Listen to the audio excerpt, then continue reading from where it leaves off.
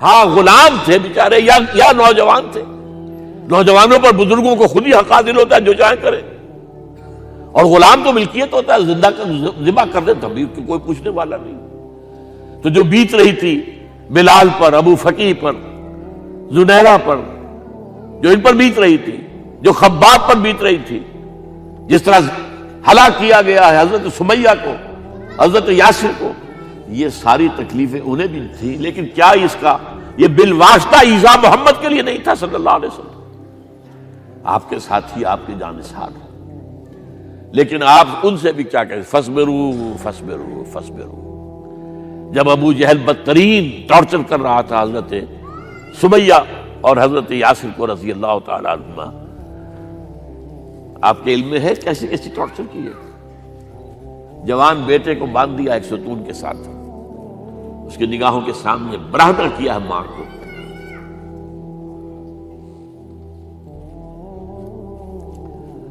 ہاتھ میں ایک مورتی ہے.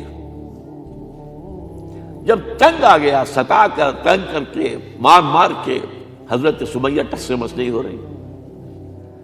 کہتا ہے تم ایک دفعہ کہہ دو سمیہ کہ ہاں اس مورتی میں بھی کچھ ہے, میں تمہیں چھوڑ دوں.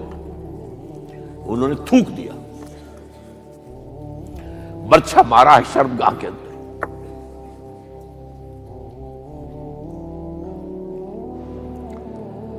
کتنی تکلیف پہنچی ہوگی حضور کو. لیکن آپ گزر رہے, اصبروا یا آل یاسر فإن موعدکم الجنہ. اے یاسر کے گھر والوں صبر کرو, تمہارے استقبال کی تیاریاں ہو رہی ہیں جنت. یہ سیرت کوئی بناتا سناتا ہے, یہ سیرت. یاسر کے ساتھ کیا کیا ہے, 4 اونٹ نر سانڈ, اور ان کے ساتھ رسے باندھ کر ایک رسے سے ان کا ایک بازو باندھا, ایک سے دوسرا بازو, ایک سے ایک ٹانگ, دوسرے سے دوسری ٹانگ. انہیں دوڑایا ہے کہ پرکھتے ہو جیسے قسم کے. یہ دین ایسے ہی قائم نہیں ہوا. عدل و انصاف کا نظام ٹھنڈے ٹھنڈے قائم نہیں ہوتا, گھر میں آرام سے بیٹھے ہوئے قائم نہیں ہوتا. اور سنیے, 3 برس شیب بنی ہاشم کے تو قید ہے, 3 برس. اور یہاں کی قید پر قیاس نہ کریں. یہاں تو جیل میں کھانے کو ملتا ہے, راشن ملتا ہے, جیسا بھی ملتا تو ہے نا. اور لیڈروں کے لیے تو class A class B class ہے. تو ان کا تو لیڈر تو لوگ جب آتے ہیں جیل کاٹ کر معلوم ہوتا ہے کہ شاید کسی صحت افزا مقام سے تشریف لا رہے ہیں. وہاں کیا تھا, ٹوٹل بائیکاٹ. ایک گھاٹی, ادھر پہاڑ ادھر پہاڑ, دونوں طرف جو ہے پہرے, کوئی کھانے پینے کی چیز اندر نہیں جائے گی. اور پورا خاندان بنی ہاشم, وہ بھی کہ جو ایمان نہیں لائے, وہ قبائلی زندگی تھی نا. بنو ہاشم چونکہ حضور کو پشت پناہی چھوڑنے کو تیار نہیں ہوئے, ابو طالب نے آخری وقت تک بھی ساتھ نہیں چھوڑا. ہاں آخری وقت کے قریب ایک بات ہو گئی تھی. ایک مرتبہ تو ہوا کہ وفد آیا ہے قریش کا کہ اپنے بھتیجے کو روک لو, وہ ہمارے معبودوں کی توہین کرتا ہے.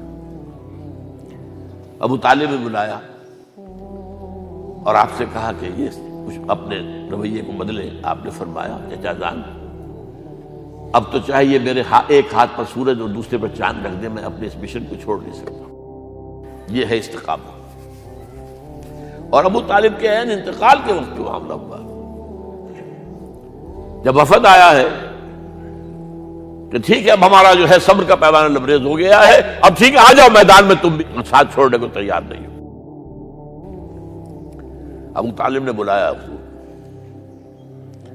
بھتیجے مجھ پر اتنا بوجھ نہ ڈالو جو میں برداشت نہ کر سکوں.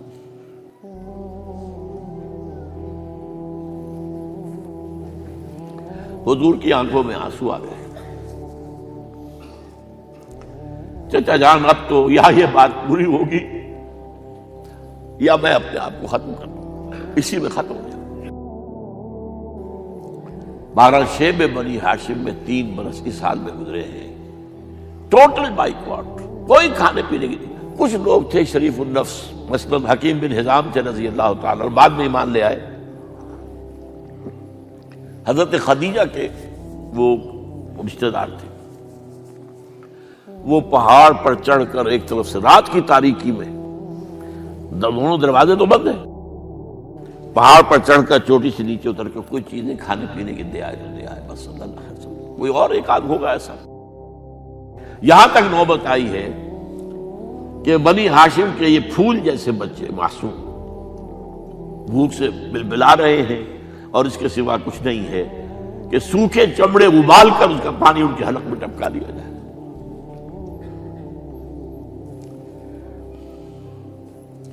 اور جو ہوا وادی طائف میں، جب مکے والوں نے فیصلہ کر لیا کہ آپ قتل کر دو، ابو طالب بھی فوت ہو چکے ہیں، اب کوئی اندیشہ نہیں، کوئی خانہ جنگی شروع نہیں ہوگی، کوئی انٹرا ٹرائبل وار نہیں ہوگی،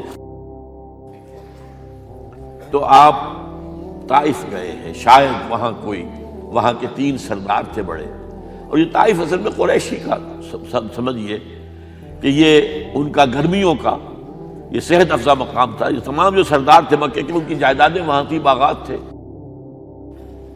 اور وہاں کے بھی 3 سردار تھے، تو شاید ان میں سے کسی کو اللہ توفیق دے دے۔ وہاں گئے ہیں اور صرف ایک ساتھ ہیں، حضرت زید بن حارثہ، حضرت ابو بکر بھی ساتھ نہیں تھے، سائے کی طرح ساتھ رہنے والا بھی ساتھ نہیں تھا۔ وہاں جا کر جو آپ نے تینوں سے بات کی ہے، تینوں نے وہ باتیں کہی ہیں جو کلیجے کو چیر جائیں۔ تمہارے سوا کوئی اللہ کو نہیں ملا تھا رسول بنانے، جاؤ چلے جاؤ۔ ایک کہتا ہے فوراً چلے جاؤ یہاں سے، اس لیے کہ ہو سکتا ہے کہ تم سچے ہو تو کہیں میں تمہاری توہین نہ کر دوں، اور یہ بھی ہو سکتا ہے تم جھوٹے ہو تو جھوٹے کو میں منہ نہیں لگانا چاہتا۔ 3 دن کی یہ سختی، اور اس میں کیا ہو رہا ہے، اسٹریٹ ارچنز جو کہلاتے ہیں ہمارے یہاں، چھوکرے گلیوں کے، انہیں اشارہ کر دیا ذرا ان کی خبر لو، اب وہ پتھراؤ کر رہے ہیں۔ جیسے ہمارے ہاں کوئی آ جاتا ہے، کوئی نیم پاگل یا کوئی اور کسی طرح کا مست قسم کا آدمی، اور اس کے اوپر چھوکرے چاروں طرف ہوں اور ستا رہے ہوں، یہ نقشہ تھا، اور طائف کی گلیاں تھیں، اور محبوب رب العالمین تھے۔ ادھر سے پتھر آ رہے ہیں تو زید بن حارثہ رکاوٹ بن گئے ہیں، لیکن پیچھے سے آ رہے ہیں، وہ کیسے روکیں گے؟ پیچھے جاتے ہیں تو ادھر سے آ رہے ہیں۔ جسم لہو لہان ہے، خون رس رس کر زخموں سے جوتیوں میں آ کے جم گیا ہے۔ پھر وہاں سے آپ نکل کر گئے ہیں، ایک باغ میں تھوڑی سی پناہ لی ہے تھوڑی دیر کے لیے، جوتے بڑی مشکل سے اترے ہیں، خون جمع ہوا، اور وہ جو پھر دعا نکلی ہے آپ کے، وہ کلیجے کو چیر جانے والی ہے۔ اللہم الیک اشکو ضعف قوتی وقلت حیلتی وحوانی علی الناس، اے اللہ تیری جناب میں فریاد لے کر آیا ہوں، اپنی قوت کی کمی کا، اپنے وسائل کی کمی کا، اور لوگوں میں جو رسوائی ہو رہی ہے، الی من تکلنی الی بعید یتجہمنی او الی عدو ملکت امری، مجھے کس کے حوالہ کر دیا ہے، مجھے دشمن کے حوالے کر دیا جو چاہے میرے ساتھ کر گزرے۔ فریاد ہے کہ نہیں؟ بڑی زوردار فریاد ہے، بڑی زوردار، لیکن پھر مقام عبدیت کا ظہور ہوتا ہے۔ ان لم یکن علی غضبک فلا ابالی، اے اللہ اگر تو ناراض نہیں ہے، مجھے اندیشہ یہ ہو گیا کہ کہیں تو ناراض تو نہیں ہو گیا ہے، کہیں تو نے میرا ساتھ تو نہیں چھوڑ دیا ہے۔ اگر تو ناراض نہیں تو مجھے کوئی پرواہ نہیں، جو ہو سو سر تسلیم خواہ میں جو مزاج یار میں آئے۔ واپس آئے ہیں تو مکے میں داخل نہیں ہو سکتے تھے، وہاں تو قتل کا فیصلہ ہو چکا۔ باہر ہی آپ نے ڈیرا لگایا، زید بن حارثہ کو بھیجا، فلاں شخص کے پاس جاؤ کہ تم اگر امان میں لے لو محمد کو تو محمد آ جائیں، میں تو میری یہ پوزیشن نہیں ہے، میں قریش کے مقابلے میں امان نہیں دے سکتا۔ دوسرے کے پاس بھیجا، اس نے بھی کچھ ایسے جواب دے دیا۔ تیسرے کے پاس جب گئے حضرت زید، مطعم بن عدی، اس نے کہا ٹھیک ہے، میں امان دیتا ہوں محمد کو، وہ آ جائے مکے میں۔ حضور سے آگے کہا، حضور نے فرمایا نہیں جا کر کہو، آ کر لے کر جا۔ کیوں؟ کیا پتا اچانک جو ہے میرے داخل ہوتے ہی کوئی مجھ پر حملہ کرے، قتل کر دے۔ وہ تو یہ کہہ سکے کہ ہمیں کیا پتا تھا کہ مطعم نے جو ہے امان دی ہے، I never knew it۔ اب یہ قبیلے کے اندر یہ ہوتا تھا کہ ایک نے امان دے دی، سب کی طرف سے امان۔ لہذا حضور نے فرمایا آ کر لے کر جاؤ۔ وہ اپنے 6 بیٹوں کو ہتھیار سجا کر لے کر آیا ہے اور پھر لے کر گیا حضور کو، کہتا ہوا گزر رہا ہے راستے میں، لوگوں سن لو محمد میری امان میں ہے صلی اللہ علیہ وسلم۔ اس لیے آپ کو مکے کے اندر پھر 2-2.5 سال مزید رہنے کا موقع ملا ہے، اور اتنا بڑا احسان آپ نے مانا پھر مطعم بن عدی کا کہ غزوہ بدر میں جب 70 اسیر تھے قریش کے حضور کے پاس، تو آپ نے فرمایا تھا کہ اگر آج مطعم زندہ ہوتا اور وہ سفارش کرتا تو میں ان سب کو چھوڑ دیتا بغیر کسی فدیے کے۔ بہرحال یہ چند باتیں میں نے آپ کو بتائی، باقی تو یہ کہ غار ثور ہے کیسی کیسی، اور پھر غزوہ بدر سے پہلے کی رات ہے، اور وہ آپ کا زندگی کا طویل ترین سجدہ ہے اس میں، جہاں تک یہ الفاظ بھی آپ نے کہہ دیا اللہ اگر کل یہ جو 313 یہاں جمع ہیں اگر یہ ختم ہو گئے تو پھر قیامت تک تیرا نام لینے والا کوئی نہیں ہوگا، میں آخری رسول اور میری یہ 15 برس کی کمائی ہے۔ اس پر کہا حضرت ابوبکر نے، وہ پیردار کی حیثیت سے کھڑے تھے کہ حسبک حسبک حضور بس کیجئے بس کیجئے۔ بہرحال بدر ہے، احد ہے، زخمی ہوئے ہیں، دندان مبارک شہید ہوئے ہیں، خون اتنا بہا ہے کہ بے ہوش ہو گئے ہیں، اور خبر اڑ گئی ہے کہ آپ شہید ہو گئے۔ یہ سب کچھ، اور سب سے بڑھ کر حمزہ کی لاش سامنے آئی۔ کیسی لاش؟ ناک کٹی ہوئی ہے، کان کٹے ہوئے ہیں، پیٹ چاک کر کے کلیجہ چبایا ہوا ہے۔ کس طرح برداشت کیا ہوگا آپ نے؟ اپنے اوپر طاری کر کے دیکھیں، یہ حمزہ کون ہے؟ چچا ہے، دودھ شریک بھائی ہے، خالہ داد بھائی ہے، ساتھ کا کھیلا ہوا ہمجولی ہے، اور اس کی لاش ہے۔ جو قلب اطہر پر بیت رہی تھی وہ مدینے میں آ کر ایک بڑا ماحول بدلا ہوا تھا، تب وہ بات سامنے آ گئی۔ جب آپ مدینے واپس تشریف لائے ہیں تو ظاہر بات ہے کہ زیادہ انصار کے لوگ تھے جو شہید ہوئے تھے۔ بدر میں مہاجرین تو میرے خیال 4تھائی تھے نمبر کے اندر، 3/4 تو انصاری تھے۔ اسی طریقے سے احد کے اندر معاملہ ہے، تو مختلف گھروں سے عورتوں کے بین کرنے کی آوازیں آ رہی تھی، اس لیے کہ اس وقت تک بین کرنا حرام نہیں قرار دیا گیا تھا، ممنوع نہیں تھا۔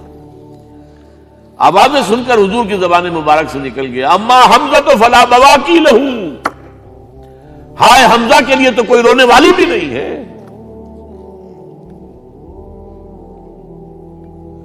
اس پر پھر صحابہ نے، انصار نے اپنے ہاں کی خواتین کو حضرت صفیہ کے ہاں بھیجا، وہ سگی بہن تھی، وہاں انہوں نے جا کے بھی تعزیت کی، بہن کی۔